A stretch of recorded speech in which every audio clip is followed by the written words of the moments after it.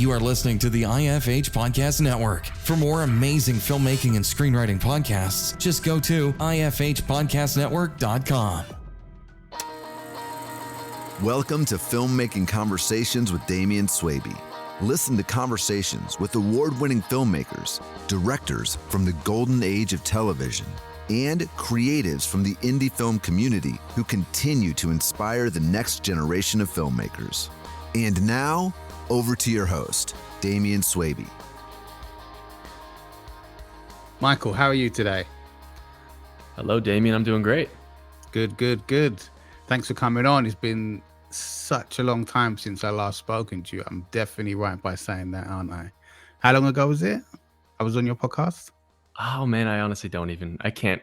Because every week, we do it, and yeah, it blends together a little bit. It's definitely been a while. I think maybe last year. Yeah, I think last year. Yeah, something like that. It's been a while. I must say, I really enjoyed being on your podcast. Thanks for letting me come on. Of course. It's a great podcast. I love the video element to your podcast as well. I think you do it really well, you guys. And I've seen bits of other things that you're doing now. I think holding the mic. Someone's holding the mic. On the street, some real person connections. Yeah. It's been honestly pretty eye-opening recently. But before we get into that, tell us a bit about who you are and what is your podcast about. My name is Michael Nowicki. I reside here in the USA in New Jersey. We're Jersey boys. Me and my friend Dave, we do a podcast together called the You Are Here podcast. You see behind me. This is where we record. Or wait, you can't see behind me. There's no video. But I'm sitting in our studio basically. And it's always funny talking about the meaning of the podcast, because I feel like we've been doing it for 5 years and the meaning has really changed over time. And I think we're finally really getting into what we really wanted to achieve with it now in the past year or two. There was sort of a switch we can talk about later, that I feel like we really felt like we were in our element, and we feel like we're I don't know, getting this. We've been searching for this human connection. The way it started was I went to Dave. I met him at a cafe. We both worked as a little side job. And, at first we weren't the greatest of friends. We didn't really know each other, but, and we had this immediate almost wall, I think, as two kind of men in this space where we don't know each other, and we end up, having these assumptions about each other. And then we kind of just talk to each other and break down this wall. And we notice we're so similar and get along really well. And, we had these like deep conversations and talks, and I found myself really wondering, where have these like longer conversations gone? Like deeper, human to human with friends or family. I felt like I was having less of those more and more as I grow older. Yeah. I went to Dave and I kind of asked, like, do you want to maybe try, maybe sitting down an hour a week and just doing a little podcast, talking to each other about questions, asking other people questions, what they want us to talk about, and just kind of on a whim starting there. So I think the real purpose of it is to find human connection and just find a common ground, and share that, and kind of show that we're not alone in some feelings we have in life. So that's an amazing type of thing to do. I haven't heard of a podcast like that, and I really appreciate that you guys have decided to create such a podcast. But you and Adam worked at you and Dave worked at the cafe. Tell us a bit about the cafe, and how do you approach someone about making a podcast about what you've done? Is it because Dave is an actor? Was that the type of thing that you thought maybe he'd want to do it? And are you an actor? Are you an editor? Are you? Yes. So the cafe is it's called The Fine Grind, and it's funny. I worked there for 7 years, and Dave's still there. So it's kind of this. I think it kind of aided to the closeness we were able to kind of get, because it's a very, like, people know it as a cozy kind of town, almost like congregation area where everyone knows it in town. All the locals know it. So I feel like there's something there with that. And, I really don't know why I had that idea, you know? I think maybe I was a little lost with, maybe friendships and stuff like that, and I went to college for filmmaking, and I think my idea of filmmaking was very different than I think Dave's as we started talking more and more. He's an actor and a writer, and, he makes films, still, and I think my background with filmmaking and movies was more on like the YouTube side of like I think I never called it filmmaking, but growing up I always would make like sort of skits and show them to like our family during like Christmas or holidays like that. And I love the storytelling through these like short videos. I really loved a lot of like original kind of YouTube content like that. And I wasn't really into movies that much, you know? Okay. And I think we were able to really kind of talk about those different worlds together. Why do you think you went to film school then? If you weren't into film that much? It's kind of a complicated story. So I was gonna go for computer science, and basically I kind of ended up not enjoying it. I really didn't know what I wanted to do, I think. Now looking back on it, I was not sure completely because I think my family wanted me obviously to my family's great. I love them.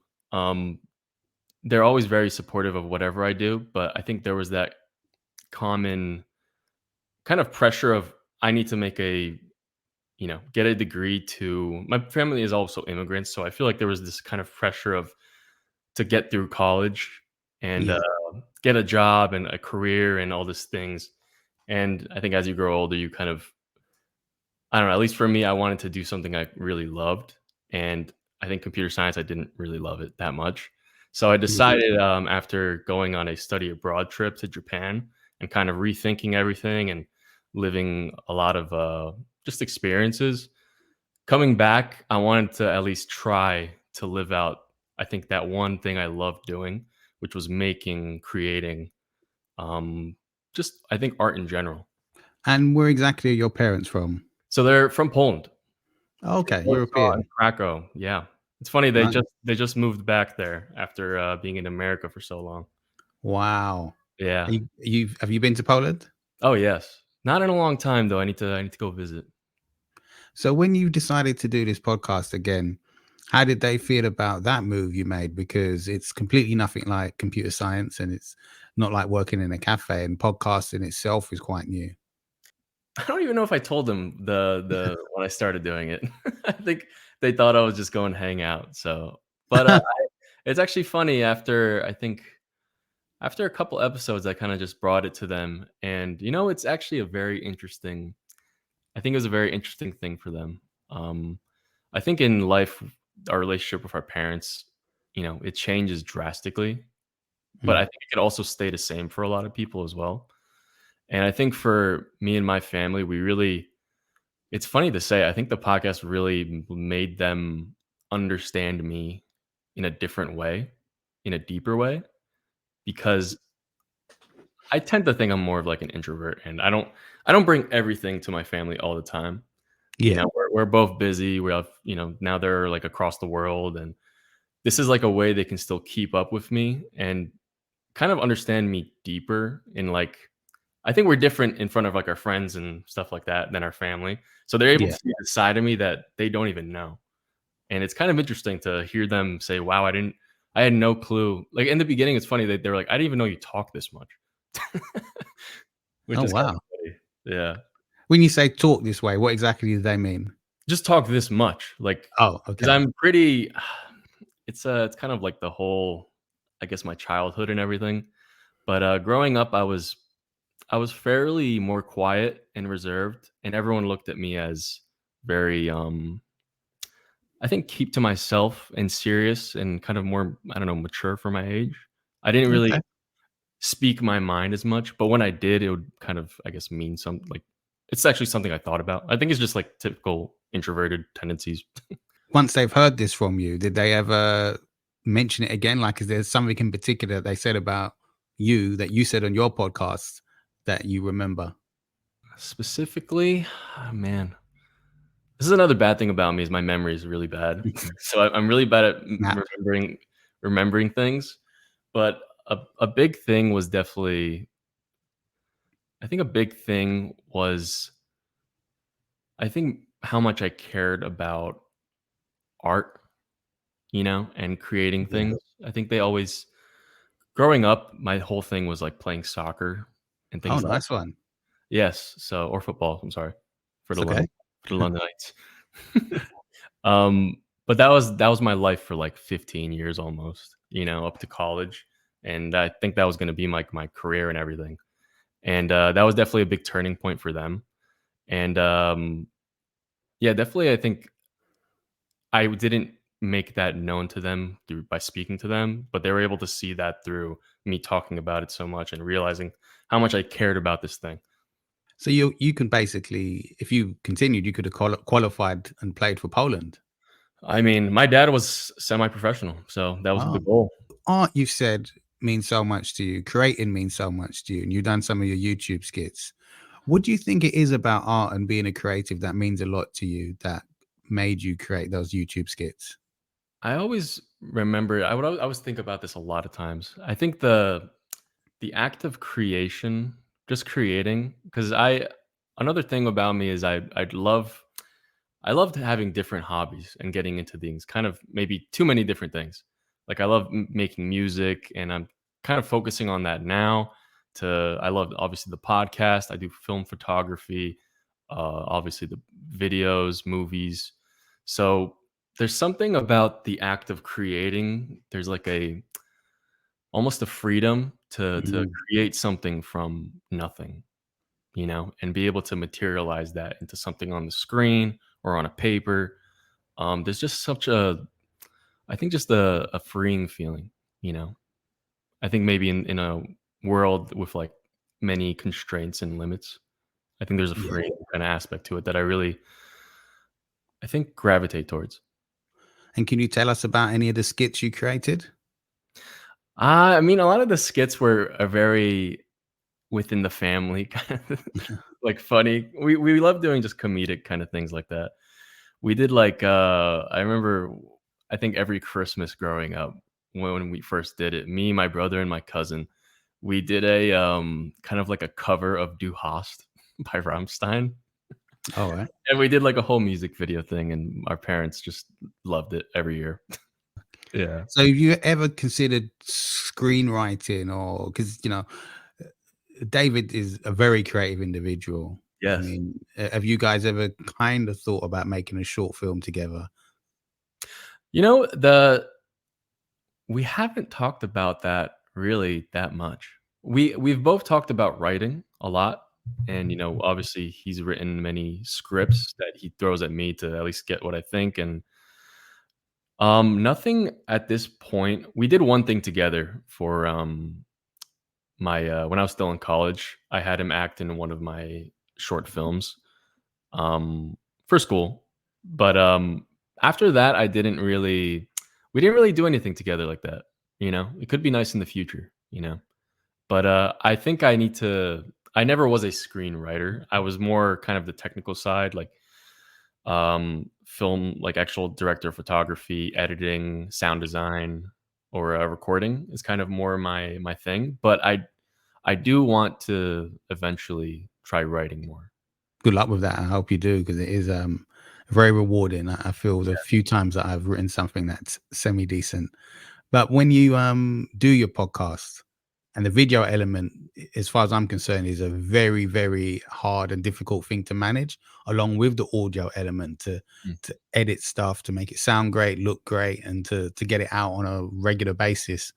To schedule it maybe for every Monday or every Wednesday or every 12th day of the month, or however people do it. It can be quite overbearing and quite difficult.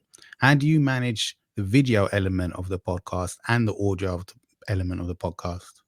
That's really tough to say because I feel like the setup has really grown so much Mm, over time. But I always had just one goal with that was to make it as compact and simple as possible.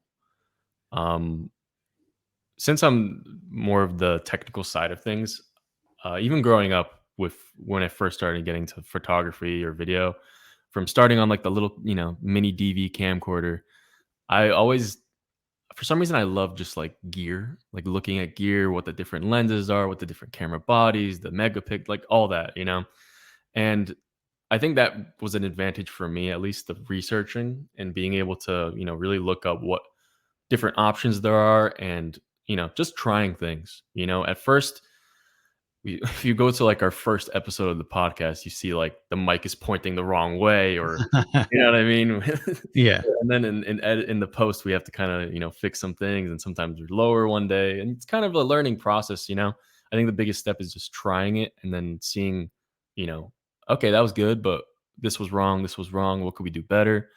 And yeah, I think just the being able to adapt to what you need really helps. And the video thing is also like we could have multiple cameras and multiple angles, and that might bring up the quality of everything. But I think literally everything I have can fit in a duffel bag, and I could bring it Yeah. in, and that's all I wanted. So you bring your kit to David's, or do you have a certain place where you can record your podcast? So we used to. It's funny, the location's changed a couple times. At first, it started in Dave's old house, old parents' house, and we recorded it there. So I would bring it there every time, set it up, tear it down. So it was quite the ordeal. And then I for work I manage a couple warehouses and buildings. I'm like a building manager. There's some music studios, so I had one of the rooms I could use as a studio room, and we would record there. And then we moved back to where we are right now, which is my apartment in my kitchen, which doesn't look like it, but this is kind of, I'm able to leave it up. It's my own place. I live alone. So it's okay for me to kind of leave it here. Nice one. That is very good.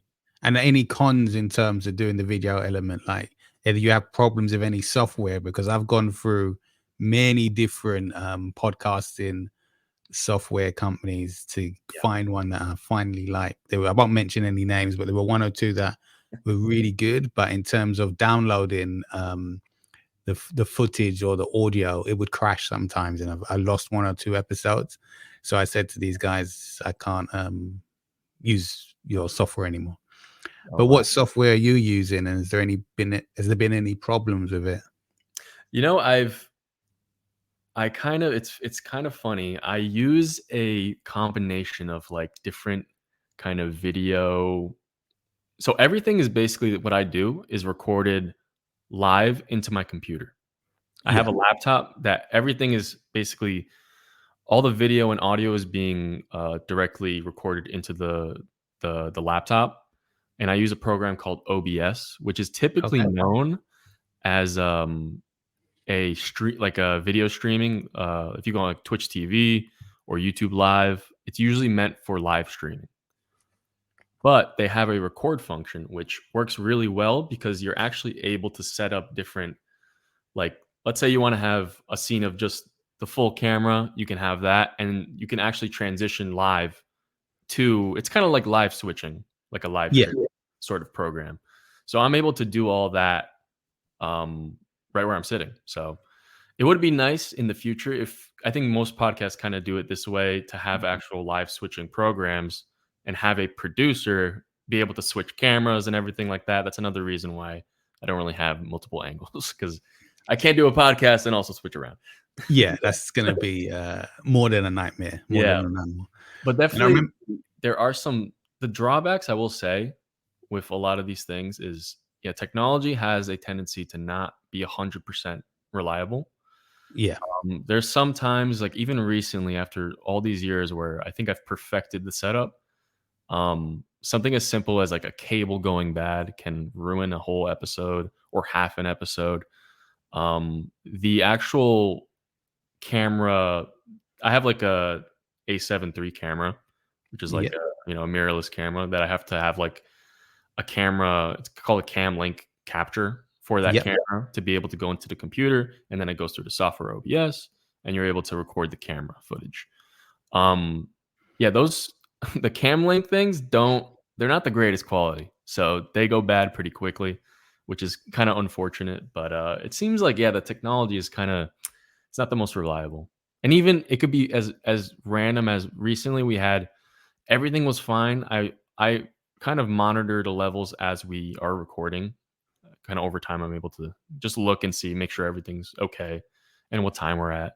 But one day everything was fine and we go back to listen and just the audio's cutting out at random points and it makes no sense. Oh, So it's yeah, that's kind of disappointing, but you kind of have to roll with it. And sometimes we have to re-record and yeah.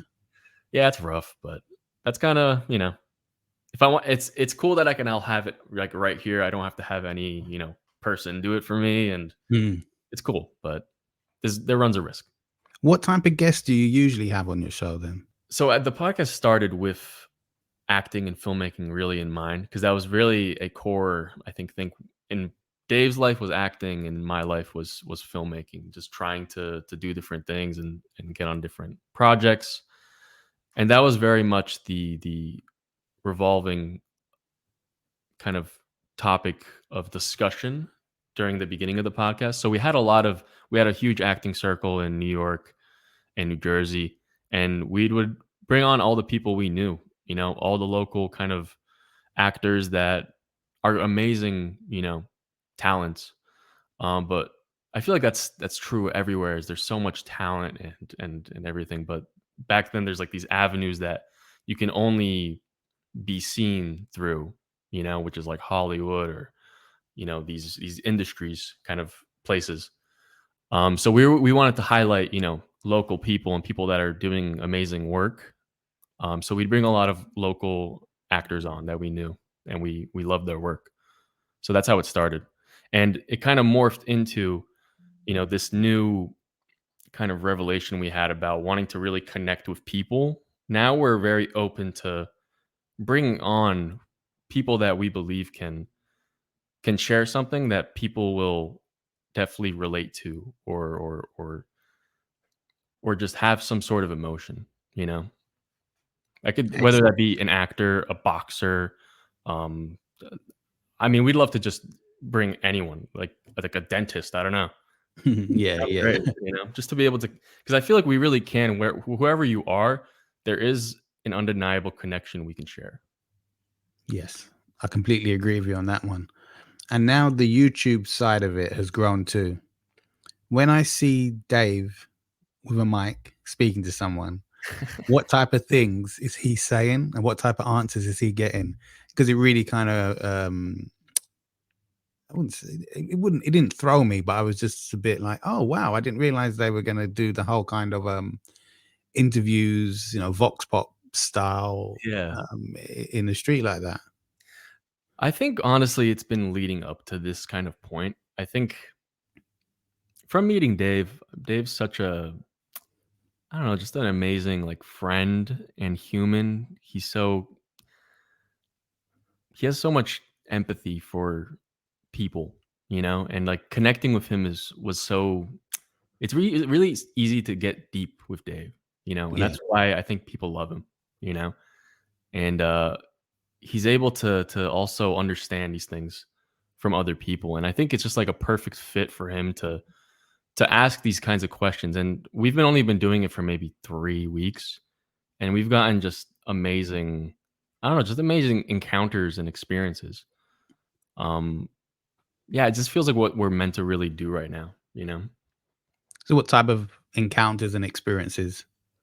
So with the beginning, we decided to only have one question, and just because we're still trying it out, just like in the beginning of the podcast, where I went to him and I said, "Hey, let's try to do this." I said, "Hey, let's try to maybe go out and our thing is we want to connect with people. Why don't we go out there and actually talk to random people, and try to do the same thing we were doing in the podcast, but I don't know, in real time, in real life." And it's kind of scary at first. Is like, can we do that? Will that happen? Will that work? Will people be open to talk about things? And you really see that people are. So our first kind of question we wanted to ask people, kind of I think we're trying to do maybe one question a month and change, but like every week, ask the same question to different people and then change it every month. This is kind of the way we're thinking about it right now. So the question right now we're asking is, what is your greatest love? And maybe can I ask you, what is your greatest love, Damien? Can I throw it back to podcasting. you? I'll do that. What it, you know what, over time, this is going to sound a bit silly, but maybe to some, in regards to what we spoke about before the podcast started today, it's health. Mm. Health, you know, as I'm getting older and I've seen people around me get older, I realize you gotta love your health. You gotta be healthy, you know. And that's on the top of my head, just considering today and the last few years for me and others around me. I've never really thought about it much, being health. I mean, I like going to the gym, playing soccer like you did when I was younger. I loved it. Um, and maybe that's the thing as well. It's a situation where a lot of us are in, where until you get to middle age, you don't really consider your health as much, maybe. Mm. But when you do get there, you know, bits of you start to fall apart. You know, people literally, you can end up watching people die, like as they become more and more ill. And it, you know, it's gotten me to think about it more and to be more um, sympathetic in a sense to, if someone says, "Oh, they've got a bad back," I would, you know, when I was younger, I just think, oh, "Okay, well, you know, good luck. You know, give it a week." But that might not be the case for an individual of a certain age or whatever. So I think, yeah, that's on my mind. Health, being healthy. Yeah, that's very overlooked, I think, especially Yeah. by me, because I have not been to the doctor in quite a while. Can I ask you the question? Sure. What is your greatest love? I feel like this is like such a tough time for me for this question because there's just so much in the air, really. I think what's keeping me going and what always has been fueling me is, I think, is art and creating. For the longest time, that's been kind of this motivating passion for me in life, and I just love anything that anyone's made. So like a just something they shared, you know, the fact that you're able to share something with someone. Um, Maybe connection is my greatest love. Yeah. Because when we spoke before, you mentioned music. I remember this Yeah. about music you and I kind of spoke about. You ever listen to a song and feel like it feels like a movie or it feels like this picture? I think it Oh all gosh, is yeah. able to sort Yeah. of connect somehow, you know? Yeah. So I think it's all different avenues of be able to do this one thing to express, you know, this feeling you have, you know? And I think that's like a power we're able to do where it's able to span, you know, the whole world. You know, you can connect with someone across the whole world, but by doing the podcast, we're able to speak with someone across. We just are working with someone from Australia right now that saw us and is like, "We Nice. want to work with you to do something." You Great. know, so it's. I think it is just like these different avenues that are possible. You know.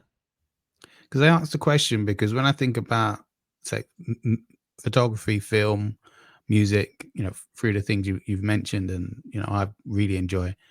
It feels like sometimes with music, say, more so than film, you know, you can understand why there's that kind of that song at a wedding, which is supposed to, you know, a wedding's supposed to be the, you know, really happy day, and there's also that song at a funeral, Mm. which is obviously is not a sad day, and even things that are maybe not as extreme.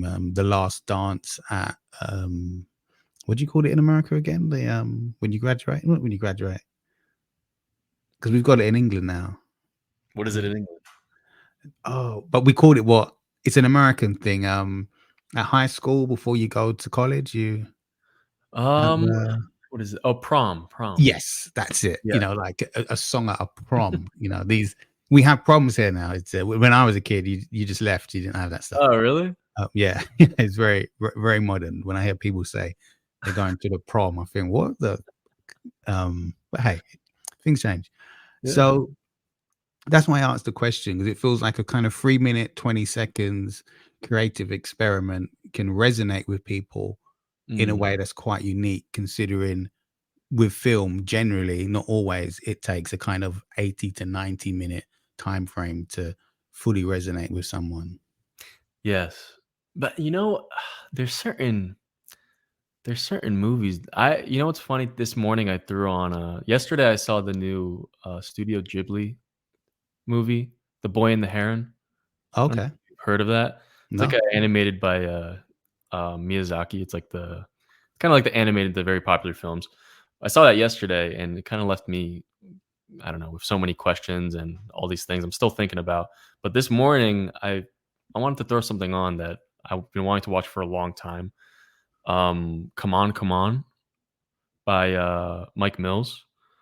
Okay. I don't know if you heard of that, but it's No. Joaquin Phoenix, and it's basically him and this kid, and it's his the kid's mom is, staying with his dad and trying to help him get better, and the mom's brother is kind of taking care of this kid, and this kid is kind of eccentric, and just from like 2 minutes in, I was already like, I'm in, so that almost caught me like a song, Okay. in a way.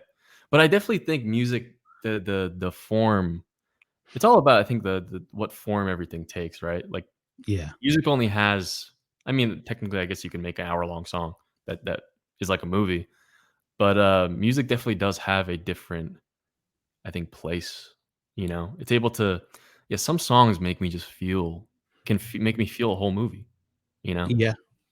And, like, a picture can also make you feel a movie, So, yeah, I think everything has its own kind of form in which it's expressing, you know? And I think I just love the fact that it's all based around expression. I see. No, excellent answer. I hope Dave captures that on film. That could be He- good, yeah. What does art yeah. mean to you? That might be a question we ask. And photography, is there a certain image in mind that you can tell us, or is there like a screenshot from a film that you are very moved by that, kind of influenced you in any way? Oh, man. Photography, I have always been kind of I did digital before, film, but Yeah. I think I only do film photography now.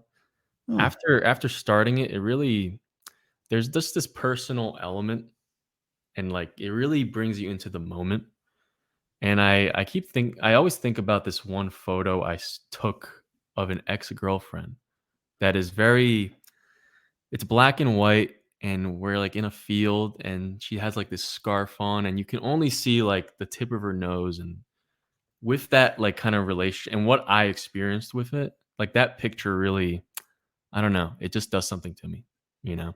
It really, I don't know how to explain it, but that's one I always so think about. without being too nosy, is that picture, could it be on your mantelpiece or on the wall now, or is the relationship between the ex-girlfriend and yourself a kind of like no, no? That might be a one in the drawer or something, you know? Okay. Oh, in a broken frame. Fair Yeah, enough. yeah. No, In a these box images. in a box in the attic very far.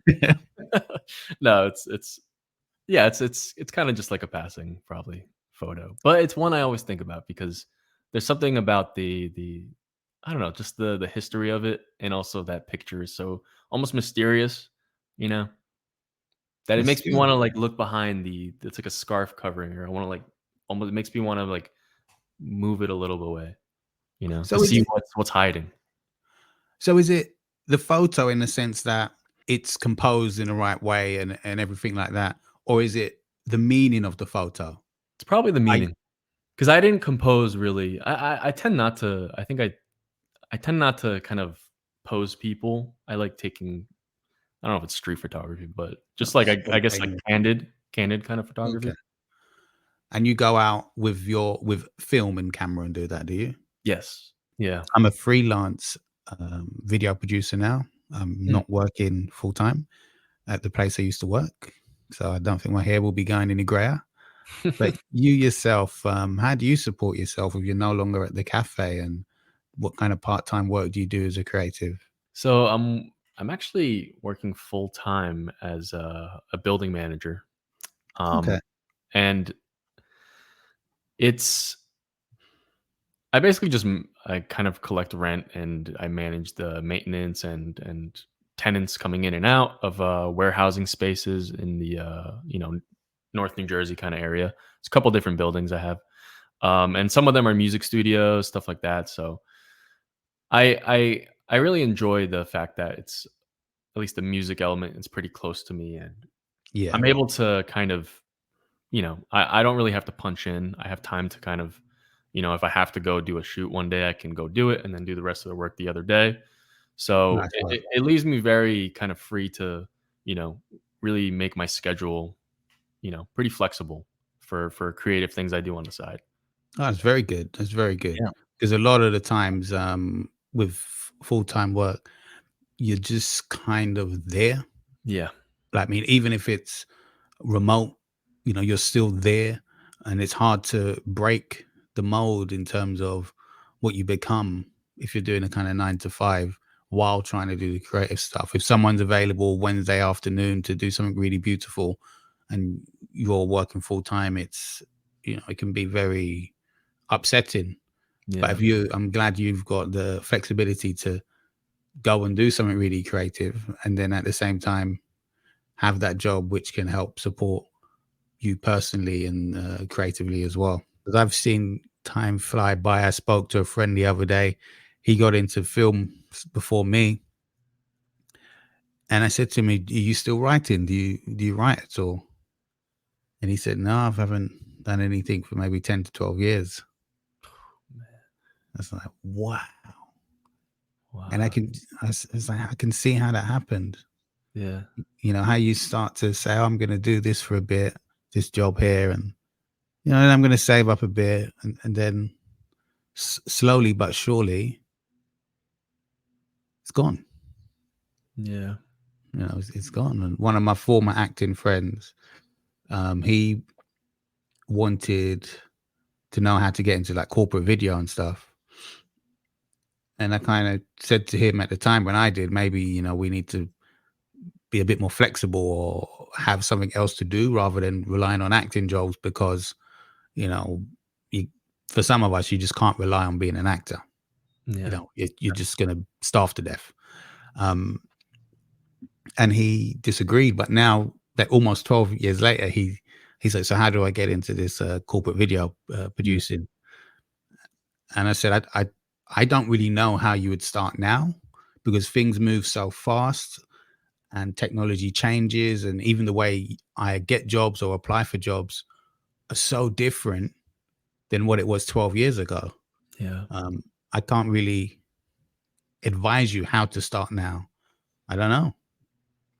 So he's kind of left in a bit of a pickle, but I generally do think getting out of a certain circumstance and changing it to being a different one is the way forward. I mean, you're a guy who likes to try new things. How do you get over things ending and try new things? This was, I think, one thing Dave was kind of afraid. That's that similar feeling of like acting can't suffice everything, Yeah. as being an independent actor. And I want to give him props for, he's been trying to get into the voice acting and stuff. And, Okay. he told me that like months ago. And I was like, dude, all right, I'm going to hold you to it. Like, I'm going to help you because I do audio and stuff. So I can help him, figure that all out. Yeah. And, month after month, I'm like, look, man, I'm still trying to get you to do it. Like, let me come over. We'll set up a studio. We'll do all this. And, it seems like it's pretty hard for some people, to, Yeah. to really dive into something new, something they have no clue. Cause I guess you're afraid of, not being good at first. And, I've been there too. And I don't know, there's something, whenever I try something different, it just seems fun for me. Maybe you and me are similar in that way. Is Mm. I like to evaluate and say, I really don't have anything to lose like that. Yeah. If I kind of try it, um, if I'm not good, then I'm not going to be good. So, or it's funny because I think the answer for everything is if you do work on something every day a little bit, you're going to get better no matter what. So that's always something you can kind of look at. But it is kind of just overbearing sometimes with like even starting film photography, like learning how this like mechanical thing works. It doesn't make any sense to me at first, but it definitely pays off to see things. You see understand things a little better the next day. And I don't know. I think just trying it is the best advice you can really have. You know, Yeah. try it like every day for a week, and if you got nothing, then don't do it, and don't feel bad about it. But you know, it might take you a month, a year to get good at something. 10 years. And the great thing about trying is that you learn a lot about yourself. Oh yeah. I think when you try to do something that you wouldn't normally do, or try to do something that's outside of your comfort zone, you learn a lot about yourself. Um, 100%. and I wonder sometimes if some people are not comfortable about learning certain aspects about their personality, Mm. so they'd rather just shut the idea of trying something new down. Yeah. um, and then like the fear of failure and things like that. But I always think that kind of shutting things down and not trying and not being prepared to grow Mm. is just a great well, not a great way, but just a way to stifle in yourself. No, I agree 100%. That makes me think of I feel like a lot of the art I create is comes from a very personal place. Mm, From the things I've written, at least for like music I've written, and a lot of it is I only want to make things really that are very personal to me. I know there's different people have different styles of different things, but I think that's what I love the most with things I consume and art I consume is I love how personal things can be, you know. And I remember one thing that really made me question my own like creating and like by doing things personally is how if you do come from make something from a personal place, sometimes it deals with other people and it's not just experiences. So those things can kind of affect others, and it almost made me question a lot of times, should I be including others in my personal kind of creation? Like what if they don't appreciate that? Or yeah, it's just an interesting, I guess, thing that comes with sharing personal, I don't know, just personal things in your art. but Yeah. before we go, I've got to know, because you're a creative, deep thinking guy, what is your favorite film and why? I think since it's the holidays, I have to say it's a Wonderful Life. I don't know if you've seen that. Yeah, it's big Definitely, in yeah. Britain. Yeah. I watch it every year. I always put it on when my family's there and no one else watches it but me, because I'm the one that's gonna be sitting there crying at the end. But it's just such a story that's timeless, that will never not mean something in the future. Um, just the importance of where we're at, and just being appreciative of the life we have, you know? Yeah. It really just shines through on that, and every time I watch that, it always makes me, think about the past year. It's a perfect Christmas film, for this time, for the holidays, to just look back at, what meant something to you, and looking at the people around you. I don't know. It's just my favorite. It makes me feel the most, and I love it for that. Excellent. I'm actually going to put the link in the show notes of where people can watch that film in case anybody hasn't seen it. But I'm sure everyone listening must have seen it. I just think, but Yeah. I Yeah, could be wrong. classic. I could be wrong. But Michael, thanks so much for coming on. I really, really appreciate you taking the time to speak to me, and Of we'll course. definitely speak soon. Awesome. Thank you so much, man. I appreciate it. Have you thought of upgrading your cinematography game? Would you like to have an ASC cinematographer mentor you for free? Join veteran cinematographer Suki Medenzovic, ASC, Disney, Pixar, FX Networks, Netflix, American Horror Story. As he teaches you how to create beautiful images using 3 lighting techniques he has mastered on film sets over his 30-plus years in the film industry. Each technique uses basic, low-cost lighting equipment so that anyone can achieve beautiful visuals no matter your project's budget. If you want to take your cinematography to the next level, visit filmmakingconversations.com to sign up for instant access. If you like this podcast, share it with friends, leave a comment in the comments section, and hit the subscribe button. If you liked this podcast, share it with friends, leave a comment in the comment section, and hit the subscribe button.